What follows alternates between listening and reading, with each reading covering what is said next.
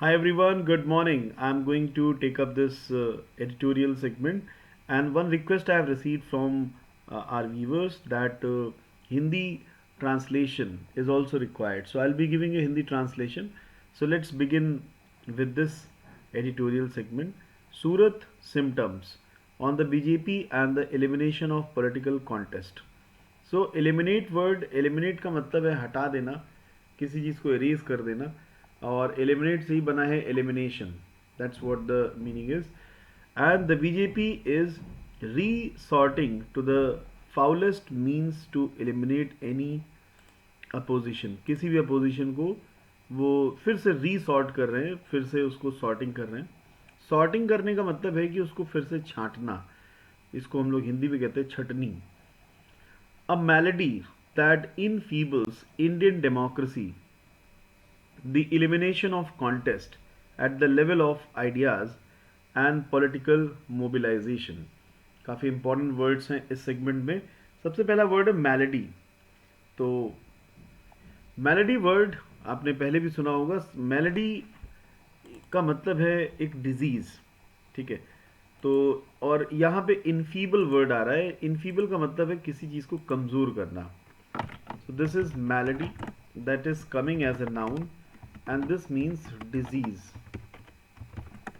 In Hindi we call it this. And इसके बाद enfeeble word आ रहा है, और enfeeble is coming as a verb. And इसका जो नाउन होता है वो होता है enfeeblement, right. This is showing, अच्छा, L is missing, enfeeblement, so that comes as a noun. तो इस तरह से आपको इसमें ध्यान देना है कि कौन सा वर्ड वर्ब है, कौन सा नाउन है. This means to weaken. Hindi में कहते हैं कमजोर करना. फीबल. एक बात और आपको ध्यान देनी चाहिए कि en लगाने से वर्ब बन जाती है, राइट. जैसे श्योर से बन गया इनश्योर, लाइटन से बन गया एनलाइटन. तो अगर आपको फीबल वर्ड का मीनिंग पता है तो आप समझ जाएंगे. एक्चुअली फीबल का मतलब भी वीक होता है, और एन फीबल मतलब उसे कमज़ोर करना. तो ये इसमें रिलेशनशिप है. एंड फीबल से ही बना है feebleness. So let's continue. A malady that enfeebles Indian democracy. एक ऐसी बीमारी जो भारतीय जो आपका लोकतंत्र है उसको कमज़ोर करने वाली जो बीमारी है वो क्या है. The elimination of contest. Contest को ही हटा देना. At the level of ideas and political mobilization. Actually mobilize का मतलब होता है किसी को एक स्थान से दूसरे स्थान ले जाना. तो ये जो वर्ड है ये वर्ब से बना है मोबिलाइज. MOBILISE. किसी को इकट्ठा करना, तैयार करना. So this is called mobilize. मतलब कोई अगर मूवमेंट चल रहा है तो लोगों को लाने की एक मुहिम होती है. So that is called mobilize करना. टू कलेक्ट ऑल पीपल, उनको मोबिलाइज करना. एंड मोबाइल वर्ड जिसका मीनिंग ये होता है मूवमेंट को शो करता है. तो दैट इज, उसी से हम कनेक्ट करके याद कर सकते हैं. Mobilisation, this comes as a noun. So यहाँ पे कहा जा रहा है got a geographical tag in Surat. This in short में हम इसे कहते हैं geo tag. Where the Bharatiya Janata party candidate has been declared elected unopposed. Unopposed मतलब जिसका किसी ने विरोध नहीं किया है, निर्विरोधी, to the Lok Sabha. Democracy without an opposition ceases to be one, but the ruling BJP has declared it as an objective in its slogan, a Congress-less India. तो यहाँ पे सीधा सीधा मीनिंग आ रहा है कि जो सूरत है, सूरत को जियो टैग मिल गया है, geographical tag in Surat. Where the Bharatiya Janata party candidate has been declared elected unopposed. जहाँ पे भारतीय जनता पार्टी के जो कैंडिडेट है, जो उम्मीदवार हैं, उनको निर्विरोध चुन लिया गया है. ठीक है, किसी ने उनके सामने कोई है ही नहीं. मतलब कॉन्टेस्ट का एलिमिनेशन इसी को कहते हैं. अब कॉन्टेस्ट है ही नहीं, निर्विरोध है, कोई विरोध करने वाला ही नहीं है, कोई कॉम्पिटेंट पर्सन ही नहीं है वहाँ पे जो उसको विरोध कर सके, उसको टक्कर दे सके।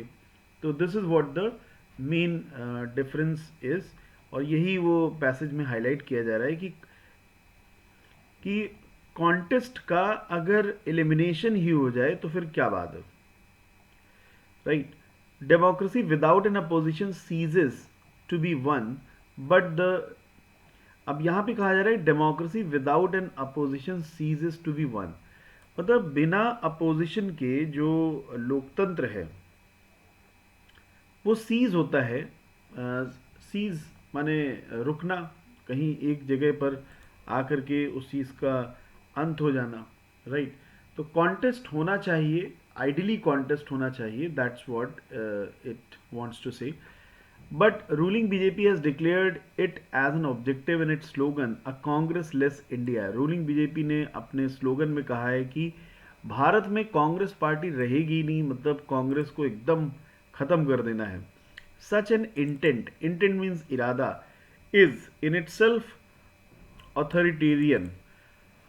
अथॉरिटेरियन मतलब अपना स्वयं ही अथॉरिटी बस रहे और कोई अथॉरिटी में आए ही ना, तो इसे कहते हैं अथॉरिटेरियन। एंड एक्चुअली ये वर्ड अथॉरिटी से बना है, and this is authoritarian. Even if pursued through fair electoral means, अगर इस चीज़ को परस्यू किया जाए, इस चीज़ को आगे बढ़ाया जाए प्रॉपर इलेक्टोरल मीन्स के द्वारा, जो चुनावी प्रक्रिया है, what unfolded in Surat is far from fair. It was foulest of tactics outside of any electoral playbook. Signatories of Congress candidate Nilesh Kumbhani's nomination papers declared on affidavit that their signatures were forged. अब ये word आपके लिए important है, forged word हम यहाँ पे note करेंगे, और this is FORGED, forged, right? तो फोर्ज का मतलब है इस चीज़ को नकली बनाना, किसी चीज़ को, राइट? FORGE, और किसी चीज़ को बनाना, ठीक है? जैसे कभी फोर्ज का मतलब है कि उस चीज़ वो एक्चुअली ऑथेंटिक नहीं है, किसी ने उसकी जगह पर बना दिया है। तो this is called FORGE, forge means to make in to make something unfairly, किसी चीज को नकली बनाना, ठीक है? जैसे हिंदी में कहते हैं जालसाजी करना, तो that is called forged, right?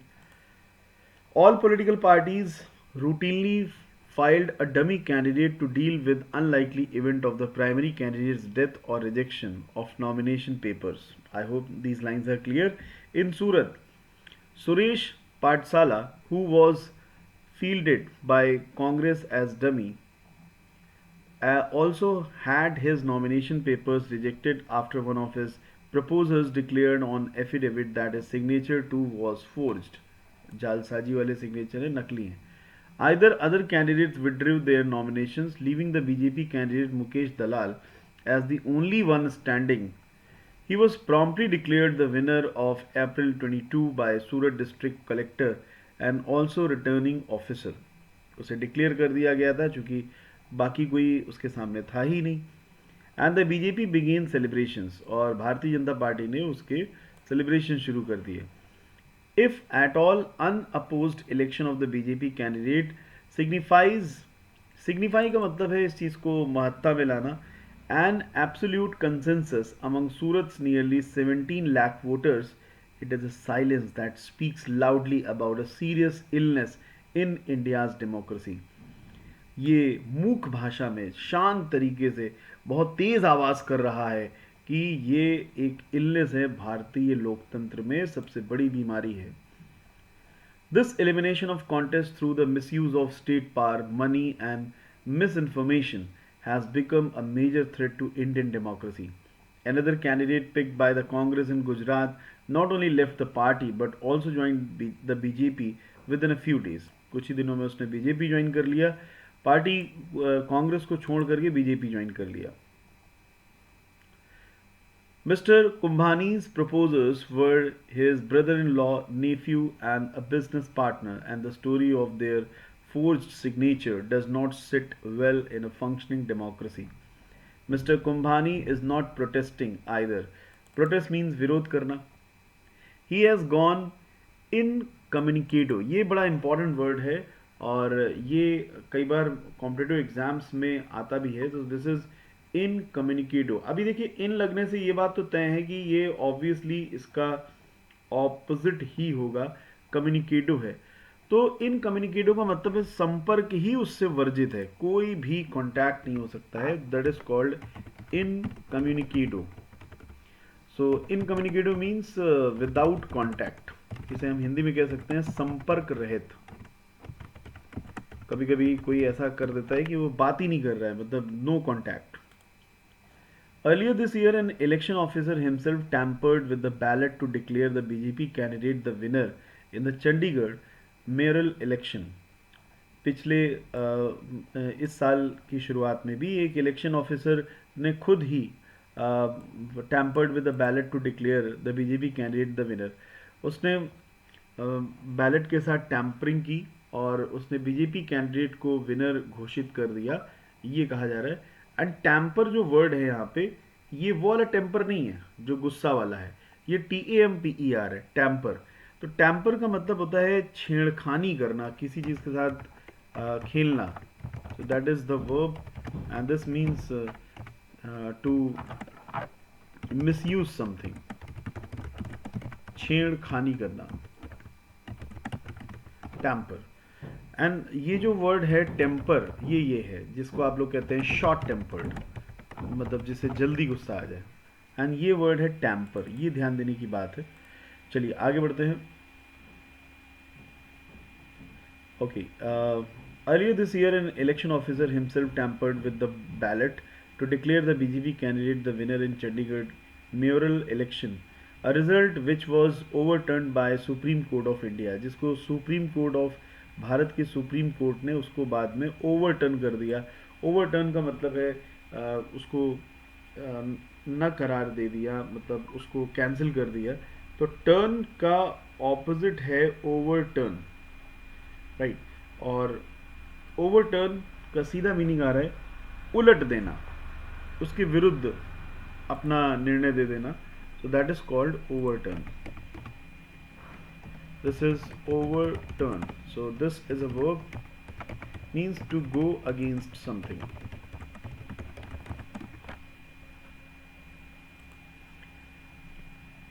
And further we have, it is unlikely that contest would have been close in Surat had it happened. अगर ऐसा हुआ होता. The BJP had won the seat with massive margins in all Lok Sabha elections since 1989. Therefore, the point about the uncontested election of Mr. Dalal is the extermination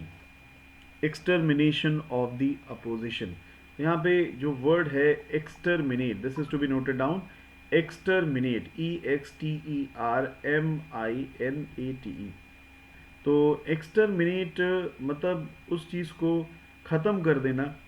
terminate word है और exterminate word आ रहा है, तो उस किसी चीज़ को destroy कर देना, नष्ट कर देना. Exterminate, this is a verb, this means to destroy something. Exterminate. And further we have the BJP had won the rather than about his own victory, contestations of ideas and their synergies were over centuries have made India hospitable for democracy. Right, so this word is synergy, SYNERGY. synergy कई companies का भी नाम है. synergy means जो साथ में की गई क्रिया हो, राइट. इसे हम कहते हैं सहक्रिया. This is synergy means activity done together. Synergy. Now further we have, over centuries have made India hospitable for democracy. Hospitable word यहाँ पे आया है. Hospitality का मीनिंग है किसी का अतिथि सत्कार करना. एंड यहाँ पे जो hospitable word है, that is मेहमानवाजी, सत्कार करने वाला. The BJP needs to evolve a political culture in which disagreements with opponents are negotiated through fair contest. Negotiated का मतलब है उस चीज़ पर मोल भाव करना.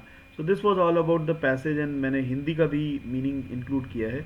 I hope you must have got a better experience of this passage. अपने experiences को ज़रूर शेयर करिएगा. Have a great day ahead. जय हिंद.